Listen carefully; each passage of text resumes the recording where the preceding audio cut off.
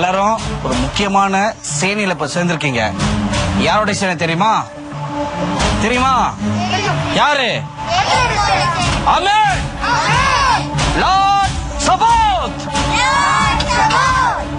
Okay, எல்லாரும் உட்காருங்க.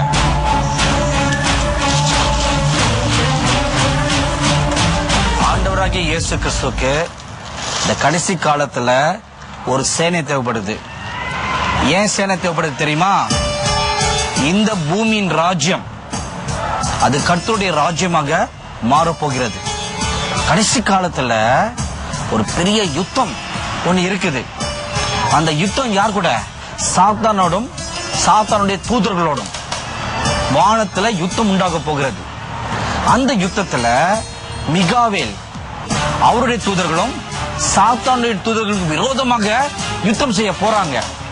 அப்படி யுத்தம் செய்யும் பொழுது பூமியிலும் ஒரு யுத்தம் உண்டாகும். அந்த யுத்தம் உண்டாகும் பொழுது பரலோகத்தில் இருக்கிற தூதர்களோட சேர்ந்து கொண்டு பூமியில இருக்கிற சேனையும் ஒன்றாக இணைந்து கொண்டு கர்த்தருக்காக யுத்தம் செய்ய போகின்றோம். அல்லேலூயா. இப்ப பெரியவங்க செய்யற யுத்தத்துல சின்ன பிள்ளைங்களுக்கு என்ன பங்கு இருக்கிறது என்று ஒருவேளை நீங்களாம் கேட்கலாம். அந்த மாதிரி என்ன உண்டா?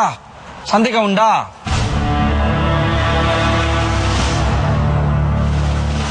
ஏன் சிறுவர்களாகிய நீங்கள் கர்த்தருடைய சேனையில பங்கு கொள்ள வேண்டும்?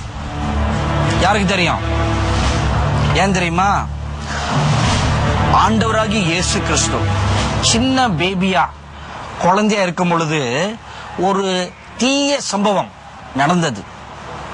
என்னவென்றால், இயேசு சுவாமி அவர் பிறந்த போது இந்த ஏரோது மன்னர், ஒரு கெட்ட ராஜா, அவருக்குள்ள ஒரு பயம் வந்துருச்சு.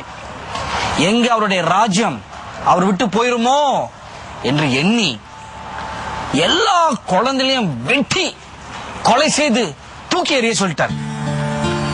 இயேசு சுவாமியும் சின்ன குழந்தை தானே இருந்தாரு, சொல்லுங்க, இருந்தாரா இல்லையா? அப்ப அவரையும் வெட்டி தூக்கி போட்டுட்டா ஒரு ரட்சகர் வர முடியுமா? முடியாது. சோ இந்த ஏரோது மன்னர் எல்லா குழந்தையும் வெட்டி தூக்கி எறிய சொல்லிட்டார். சோ இந்த ரோமர் சேனை, ஏரோது மன்னரோட சேனை போனாங்க. போய் ஒரு வீட்டுக்குள்ள போனா ஒரு பிள்ளைய பிடிச்சார். தூக்கி செவுத்துல ஓங்கி அடிச்சார். செவுத்துல ஓங்கி அடிச்சா என்ன ஆகும்? மண்டை ரெண்டா உடஞ்சி பீஸ் பீஸ் ஆயிடுச்சு. அப்புறம் போனாங்க, இன்னொரு வீட்டுக்கு போனாங்க. இன்னொரு பையனை பிடிச்சாங்க. கை அப்படி ரெண்டு கையை பிடிச்ச அப்படியே இழுத்தாங்க. ரெண்டு கையை பிடிச்சு இழுத்தா என்ன ஆகும்? இந்த கை பிஞ்சிரும், அந்த கையும் பிஞ்சிரும். பியுமா பியாதா? இன்னொரு வீட்டுக்கு போனாங்க. இன்னொரு பிள்ளைய எடுத்தாங்க. அது ரெண்டு காலை விரிச்சு அப்படியே விரிச்சா என்ன ஆகும்? இந்த காலம் உடைஞ்சிருச்சு.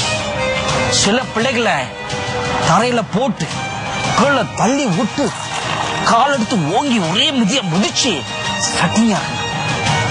எலும்பு உடையுமா உடையாதா? உடையும். எத்தனை கொடுமை, எத்தனை கொடுமை. இப்ப அந்த சின்ன பிள்ளைகள் எல்லாம் யாருக்காக மரித்தார்கள்? யாருக்காக மரித்தார்கள்? இயேசு அப்பாவுக்காக மரித்தா அவங்க எல்லாம் யாரு? யாரு?